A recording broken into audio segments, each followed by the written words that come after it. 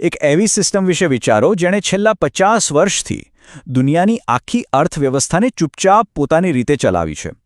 તેલ અને ડોલરનું આ જે ગઠબંધન છે ને, એને જ કહેવાય છે પેટ્રોડોલર. પણ હવે લાગે છે કે આ શક્તિશાળી એન્જિનમાં તિરાડો પડવા લાગી છે. ચલો આખી વાતને બરાબર સમજીએ કે આ બધું કેવી રીતે થયું અને એની આપણા સૌ પર શું અસર થવાની છે. આ આખી વાતને સમજવા માટે ચાલો આપણે એક એવા દેશથી શરૂઆત કરીએ જે વિરોધાભાસોથી ભરેલો છે.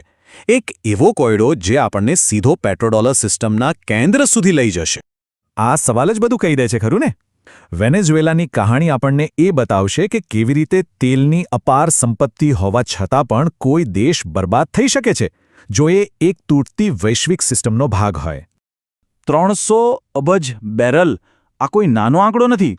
આટલો બધો તેલનો ભંડાર વેનેઝુએલાની ધરતી નીચે દબાયેલો છે. ખબર છે, આ તો સાઉદી અરેબિયા કરતાં પણ વધારે છે. દુનિયાના કુલ તેલનો લગભગ 5મો ભાગ. વિચારો તો ખરા, આટલી સંપત્તિ હોય તો કોઈ પણ દેશ ક્યાંનો ક્યાં પહોંચી જાય. પણ અહીં તો આખી વાર્તામાં ટ્વિસ્ટ છે.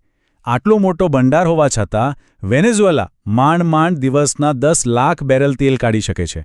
તો સવાલ એ છે કે આ બધી સંપત્તિ ગઈ ક્યાં? અને આ સવાલનો જવાબ જ આપણને પેટ્રોડોલર સિસ્ટમની અંદર લઈ જાય છે. તો વેનેઝુએલાના એક કોયડાનો જવાબ શું છે? જવાબ છે પેટ્રોડોલર સિસ્ટમ. એક એવી વ્યવસ્થા જેણે દાયકાઓ સુધી દુનિયાની અર્થવ્યવસ્થા પર પોતાની મજબૂત પકડ જમાવી રાખી હતી. જુઓ, આ સિસ્ટમનો નિયમ બહુ સીધો સાદો હતો. દુનિયામાં કોઈપણ દેશને તેલ ખરીદવું હોય તો એની ચૂકવણી ફક્ત અને ફક્ત US ડોલરમાં જ કરવી પડશે. ભલે ભારત સાઉદી અરેબિયા પાસેથી તેલ ખરીદે, વ્યવહાર તો ડોલરમાં જ થાય. આના કારણે શું થયું? દુનિયાના દરેક દેશને ડોલરની જરૂર પડવા લાગી અને આ જ વસ્તુએ અમેરિકાને એક જબરદસ્ત આર્થિક તાકાત આપી. હવે આ સિસ્ટમ કંઈ રાતોરાત નથી બની ગઈ.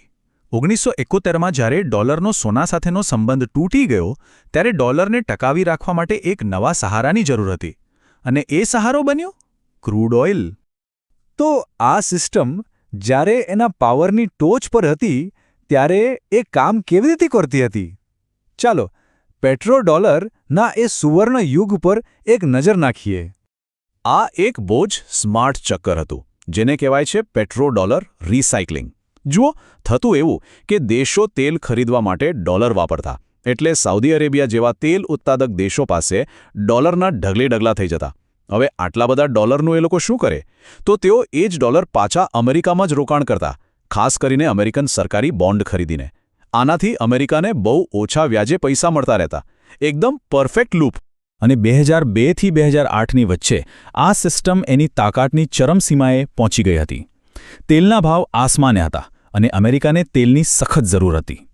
આનાથી પેટ્રોડોલરનું ચક્ર એટલું મજબૂત બની ગયું કે એ દુનિયાભરના વ્યાજ દરો પર પણ અસર કરવા લાગ્યું. બધું બરાબર ચાલી રહ્યું હતું, પણ પછી કંઈક એવું થયું જેણે આ 50 વર્ષ જૂની સિસ્ટમના પાયા જ હચમચાવી નાખ્યા. આ એક જ તસવીર આખી બદલાયેલી રમત બતાવી દે છે. અમેરિકા, જે એક સમયે દુનિયાનું સૌથી મોટું તેલ આયાતકાર હતું, એ ટેકનોલોજીના જોરે દુનિયાનું સૌથી મોટું તેલ ઉત્પાદક બની ગયું. આ કોઈ નાનો સૂનો ફેરફાર નહોતો. આ તો એક ભૂરાજકીય ભૂકંપ હતો જેણે પેટ્રોડોલર સિસ્ટમના મૂળ હલાવી દીધા. અને આ એક નિર્ણાયક વળાંક હતો. 2021થી તો અમેરિકા એક નેટ ઓઇલ એક્સપોર્ટર એટલે કે તેલનો નિકાસકાર દેશ બની ગયો છે.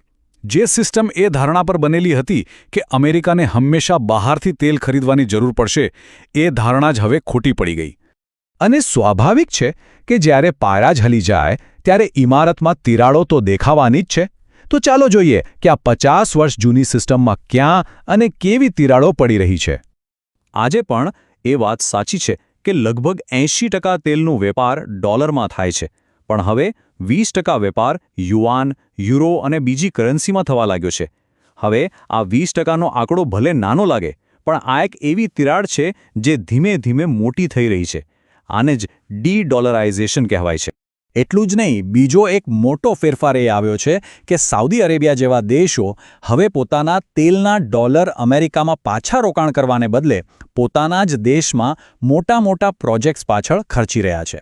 અને આ બધાનું પરિણામ એ આવ્યું છે કે ડોલર અને તેલના ભાવ વચ્ચે જે એક અતૂટ સંબંધ હતો એ પણ હવે નબળો પડી રહ્યો છે. તો આ બધી તિરાડો, આ બધા ફેરફારો, આ આપણને ક્યાં લઈ જઈ રહ્યા છે?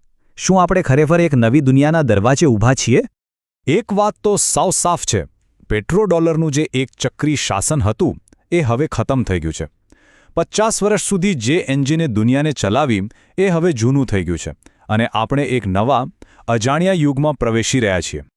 તો છેલ્લો સવાલ એ જ છે, શું દુનિયા એક એવા ભવિષ્ય તરફ જઈ રહી છે જ્યાં કોઈ એક નહીં પણ અનેક ચલણોનો રાજ હશે? એક બહુધ્રુવીય નાણાકીય યુગ? જવાબ હજુ સ્પષ્ટ નથી, પણ એક વાત ચોક્કસ છે. દુનિયામાં શક્તિનું સંતુલન હવે બદલાઈ રહ્યું છે અને આ બદલાવની અસર આવનારા દાયકાઓ સુધી આપણા સૌના જીવન પર ચોક્કસ પડશે.